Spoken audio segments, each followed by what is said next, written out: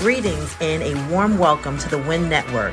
I'm your host, Dr. Shakenna Williams, the Executive Director of the Frank Eileen Center for Women's Entrepreneurial Leadership at Babson College.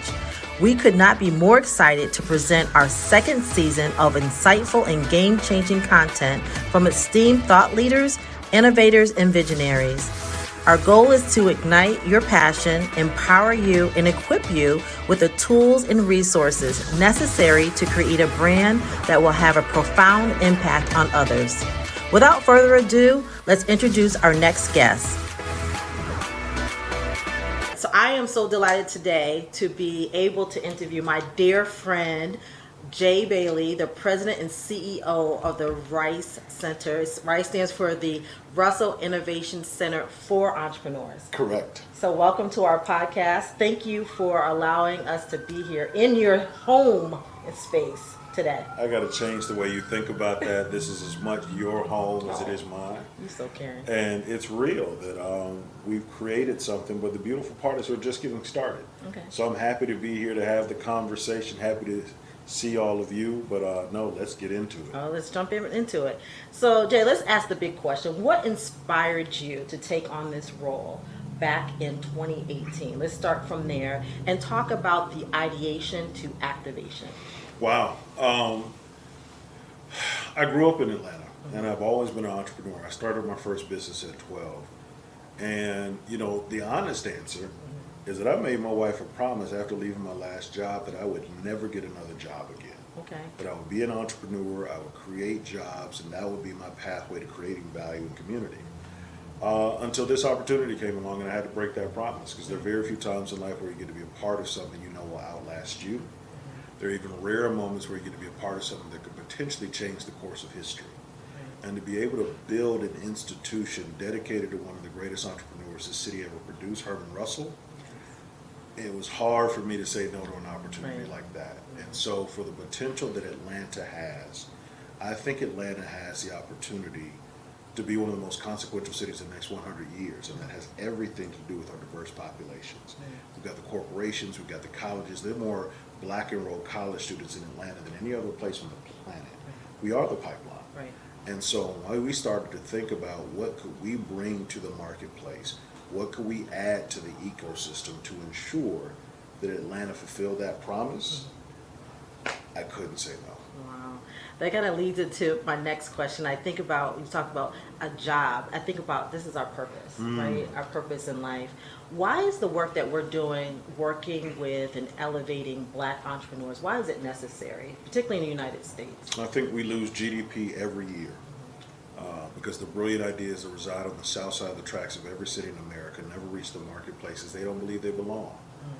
There is tremendous opportunity hiding in places, like I shared earlier. Find me somebody more innovative than a single mother with 2 kids making $17,000 a year. Exactly.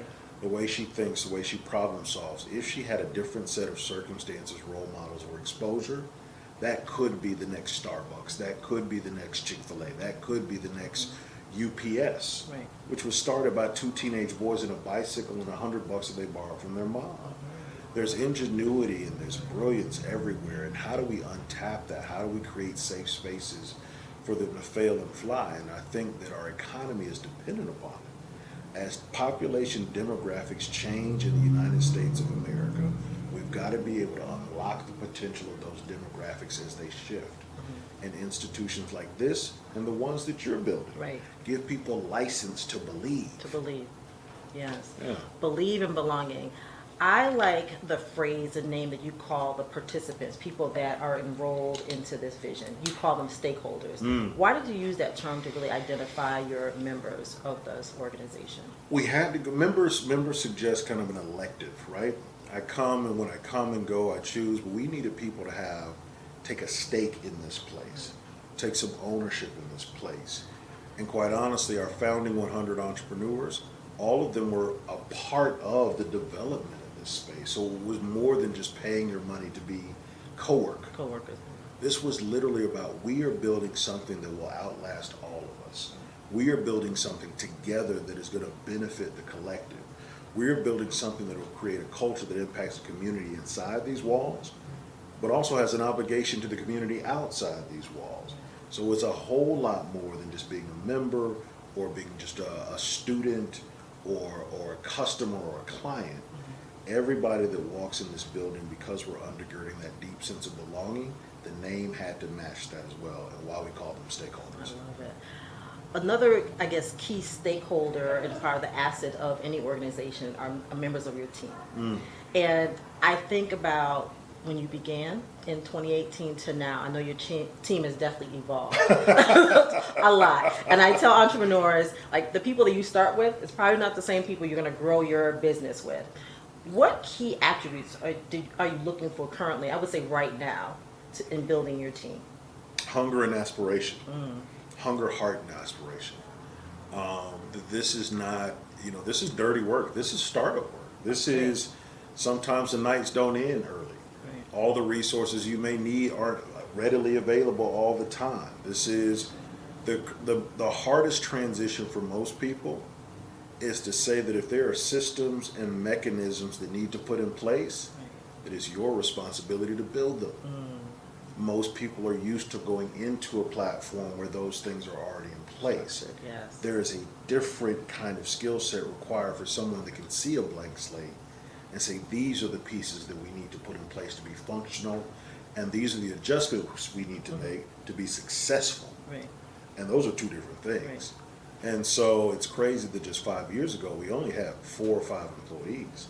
Now we're approaching 40 and growing. 40, okay. Now, the podcast, we have listeners that are entrepreneurs and also in the space of building out accelerator programs. How important is vision and also a strategic plan part of the process as you're growing? Always thinking with the end in mind. It is literally, so what? I charge everybody that's out there trying to change the world, trying to start a business, certainly an incubator, an accelerator, or something in that genre. Answer the question, so what? If we're successful and we do this, what is the dent that we're going to put in the world? Is it just like everything else out there? Or are we trying to bring something that fills a niche that isn't being taken care of now? And so for anybody, it's looking at how can what we bring to the table solve for a problem that is not being addressed right now, and to be innovative in your entire approach, question everything. I like that. I like that approach. Thinking about the end in mind, there's many good days and there could be some bad days. I know there's been some challenging times. Sure. From whatever you've gone through. It's like even picking out the colors, the flooring, the chairs, whatever. What part of the challenge, what really kept you going during the challenging times of building out the Rice Institute?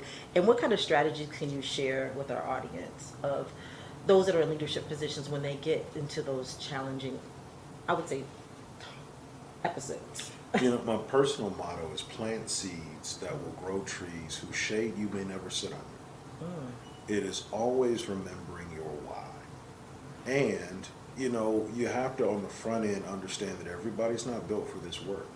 Everybody's not able to see outside of themselves, to know that they're working for a higher purpose, know that all of their blood, sweat, and tears may be the beneficiary of all their blood, sweat, and tears may not be them. And if you find yourself as one of those people, the why will always keep you going. I'm doing this for a very specific purpose, to serve someone beyond myself. It's that little girl that has a dream that I may never meet her, but she knows that this institution that we have created is going to be the conduit to her living out her dreams. And if she lives out her dreams, maybe she hires the person who's able to buy their first home because of her living out that dream. Or that father is able to send their daughter to college because he works for a job that's a part of that company. Like, somebody's whole life is dependent upon the people that we serve living out their dreams. And they're looking to you and I to create the pathways for them to create that thing that has kept them up at night and they cannot stop thinking about.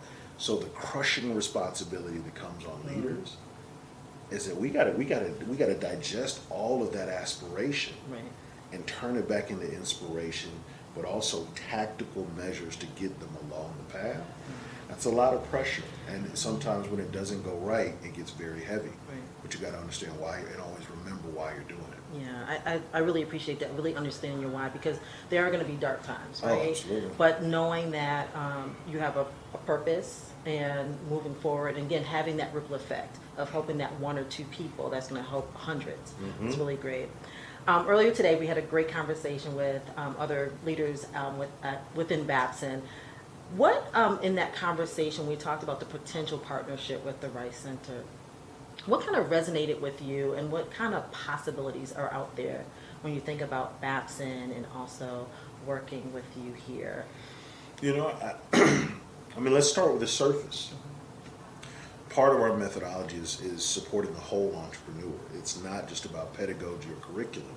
It's about community, culture, covenant. Let's understand the self-esteem, the self-confidence, the belief that we undergird. Babson's a brand, whether you guys want to acknowledge it or not. You're the #1 school in the country for entrepreneurship and entrepreneurialism. If I'm an entrepreneur from the west side of Atlanta, and there's just simply a partnership where I get to sit at the same table with Babson, the best in the country, Right. even if I get the kind of information that I could have Googled on my own, Right. the feeling I leave with that table, the confidence, the self-esteem, I sat with the best. So what does that say about me? It gives me license to see value in my own reflection. And that's just at the surface for the brand that you bring to the table. As we go deeper into methodology of change and the research and the experience that you have, the deep bench strength of your alumni base, some of the methodologies that you teach every day on campus, bringing some of that magic to the west side of Atlanta to reach entrepreneurs who otherwise would never get insight or access or exposure to that level of learning, to help that entrepreneur that is right at that point of breaking through but needed that data-backed, research, time-tested kind of insight to make all the difference. I heard what we talked about earlier with giving them the gifts, and having the community empowered to share what they know from their perspectives in a format that empowers entrepreneurs and businesses, and maybe even some of our corporate partners who need to learn firsthand from the consumers that they serve. They're just a laundry list of ways that we can find mutual benefit and extreme kind of benefit to the community if we're partnered together intentionally. A new buzzword is inclusive entrepreneurship. And at Babson, what we truly believe is educating entrepreneurs of all kinds everywhere. And we're just happy for this opportunity to be here with you all today, meeting more of your team and talking to you about the possible partnership. And I think that's really important as we build out these ecosystems, because we're definitely stronger and better all together. Absolutely. I'm going to end with one of our pillars on WinLab is pure community. And I want to end with a conversation about, when you think about pure community, what does that mean to you? And why is it important, particularly as African Americans, as we continue to support other Black entrepreneurs? Why is pure community so important? Pure community, interesting term. I like the term. It reminds me of the African word Ubuntu. I am because we are. And I think that if I think of a pure community, it's one that sees your reflection. I see value. I see you, and see that what you're bringing to the table, we're inextricably linked, that I am not successful unless you're successful, that we seek out ways to collaborate. We seek out ways to support. We seek out ways when it does get tough, that the strength that I can garner comes from community. And when I'm celebrating, that loudest celebration comes from the community. And there's this circular economy with no waste, because the community solves its own problems. And so I think that the beautiful thing about community is it can expand and contract and constrict. And as it expands, it makes room for more and more people under that very same culture and covenant, that we start to develop ecosystems that are highly functional. When you talk about inclusive entrepreneurship and inclusive ecosystems, that we know the roles that we play, but we also hold the responsibility of our role. Pure community is very similar to what we're trying to create here, where both the corporations that support us, and the entrepreneurs that are striving, and the organizations that support the entrepreneurs, how do we create this seamless collaborative interaction where all of us are looking for, working towards, mutually going forward together. Back to the African proverb: if you want to go fast, go alone. Mm-hmm. If you want to go far, go together. That's my favorite one. And it's literally our goal to go farther together. Yes. And we're here. We're here. So thank you, Jay, for this opportunity to chat with you and share with our listening audience. But just leave us with this a few words. You have a lot of Jay-isms, like I say. Leave us with the closing remarks. I think it's find your tribe. Wherever you guys are, whatever you're doing, you cannot do it by yourself. I want to just reiterate the power of people and the power of belief. Right. And that, along my journey that has been one of ups and downs, one of the greatest mistakes I ever made was thinking that I had it all figured out and that I could do it on my own. True. And I just don't believe in this notion of the self-made man or the self-made woman. I truly think the collective is where the power lives. Being able to build on the strengths of others, the weaknesses that you can learn from, the failures, the triumphs, all of those things. But in locking arms with people of like mind is where you will find your greatest superpower. Awesome. Thank you so much. Thank you, dear. This has been fantastic. Yes, awesome. Thank you. Take care. Thank you, everyone, for joining us today. I'm your host, Dr. Shakenna Williams, and you're listening to the Win Network podcast. Until next time, keep winning.